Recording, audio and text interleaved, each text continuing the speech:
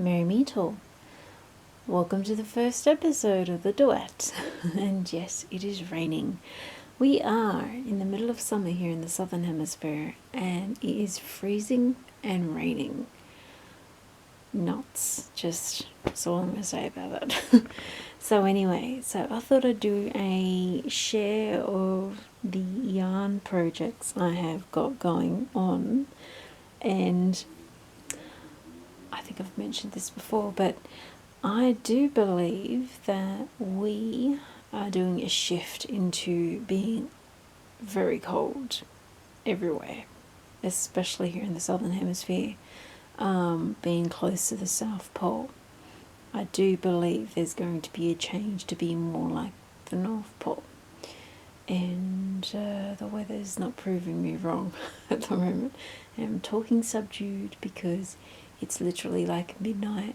Sometimes these days it's the only time I really get to record, because of all my critters and everything I've got to do on the day-to-day. So I'm talking hush because my ducks are asleep in my office. My cat is asleep in the bedroom. So anyway, but she's left her teddy bear behind. She usually takes him to sleep with her. She's so cute. Anywho's, enough rabbiting. So in that, I've gone a bit crazy for blankets. I literally have, these are 6 squares that I've done for 6 different blankets. And I'll come back to them. These are another 2 squares that I'm going to use on the same blanket, but sort of like alternate. And then these are 2 squares of the same, but just with a different border. So it's got a white border and it's got a purple border for 2 different blankets. So this is more lighter, this is more darker.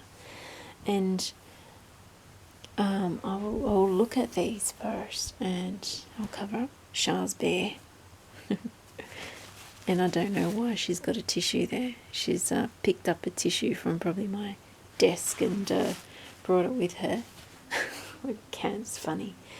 So these are very much like in autumn, dual colours, fall, and a lighter version as well. Now in the camera, this is actually, the purple is actually looking quite dark, almost brown, until I bring it up close to the camera.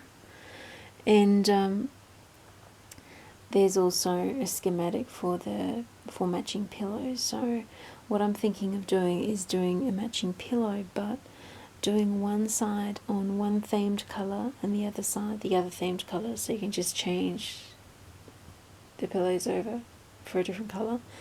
And these 2 are actually separate blankets. So I literally have 1 blanket, 3 blankets, plus 9, so plus 6, sorry, which equals 9. So that's 9 blankets. Gosh. These are wool. This is a USA style polyester yarn. And here in Australia we have Lincraft and Spotlight as main crafting suppliers. And basically I have got them from them. However, this really bright orange here and a darker orange there, that's actually Paintbox orange. So Paintbox yarn. And if you're in Australia, you can actually get them online from Lovecrafts. You just got to pay for shipping, and it does come international, but I've never had any issues with getting yarn from them. It's been a while since I got yarn from them, but I'm pretty sure they're still pretty cool. And I always get baggies and things from them too when I ordered from them in the past. But you know, the other thing I'm attempting to do is bust through all my yarn stash. I have literally got 2 walls of yarn I just need to cramp through. I want blankets that are warm, but not scratchy wool when it comes to the crochet. However, more of the finer blankets, finer stitched and classical blankets, I do want to invest in getting wool, preferably from an ethical source, being vegan. I'm not at that stage yet. I just want to bust through having a whole lot of yarns. I'm not really a fan of, just fabric yarn blankets and throws. They look cool, but there's just some, they can look cool, but I mean it's not the same as a crocheted or knitted blanket now, is it? Yeah, that you've done from hand. I also prefer the quality of what you make yourself compared to what you buy mass produced from someplace not in your own country. You know what I mean? But I want to bust through a whole lot of yarn stash and also really get blankets going. I also have, in regards to blankets, there's a zigzag pattern I really like, which has a beautiful dark green. I've got a mallard green, which is what all ducks come from, is a mallard duck, and all the domestic ducks come from them, species wise. Divert, I know, I'm such a nerd. Mallard green with a soft pink and silver and black. I typically these days don't like to have black in the house. You know, I mean, I've got my cast on. I do love black and everything, but I'm tending to go more of a cozy look these days with my decorating, and even myself, I'm leaning more towards spring colours and autumn colours, even though I like the vibrant hues of orange. Myself personally, I'll do a post on that one day on actually doing your own colourings, like what season are you, and I'll just make myself as a case, but it's an interesting concept to look at, especially if you're someone that does a lot of crafting, because if you're buying fabrics and yarns, you know, you pretty much can wear every colour, but it's the tone of the colour or the hue of the colour, whether it's golden or if it's cool or warm, if it's dull, if it's vibrant, if it's dark, if it's bright. You know, just wearing the wrong type can actually make you look really tired and sickly, and the right one, everyone always says, oh, you're looking well today, but they probably don't know why, you know, so that sort of thing. So I'll do a post on that one day, I think, because I think it's interesting, and it also stops you from buying things that aren't going to be with you for a very long time, because, you know, eventually you get things that aren't quite right for you, and you might not know why, but you tend to not gravitate towards wearing them or using them. So anyway, enough of that. So the blanket that's a zigzag is actually knit. I'm waiting on some 120 centimetre circular needles to come in the mail so I can get that started. There's also 2 more crochet square blankets I want to make. I know one is like mismatched squares, the other one is, you know, pretty stock standard, but it's all in woodsy colours, and I really like that. I'm really going for trying to create the how do you pronounce this? It's spelt Hagi, but it's Hoogie. Hoogie, comfort, cozy. So I'm really going for cozy because, like I said, we're really going to feel it. And if you're in the Southern Hemisphere, I would be skilling up on how you do your knitting, your crochet, how you can make your home warm, that sort of thing from what you're wearing. You know, the old Norwegian saying is no such thing as, it's Danish, sorry, no such thing as a bad weather, only being inappropriately dressed. I really think it's time to really get all that stuff going, and including if you're a bloke, there's no excuse not to know how to knit or crochet. And no, it doesn't make you a pansy. Funny enough, all the men, was it Scotland or Ireland? I'm trying to remember when I did this ages ago, but pretty much all the men in Scotland, I think it was, they knew how to knit their own stockings, basically socks. You know, it's something they all knew how to do. Nothing wrong with you know, being able to do that. Anyway, I digress.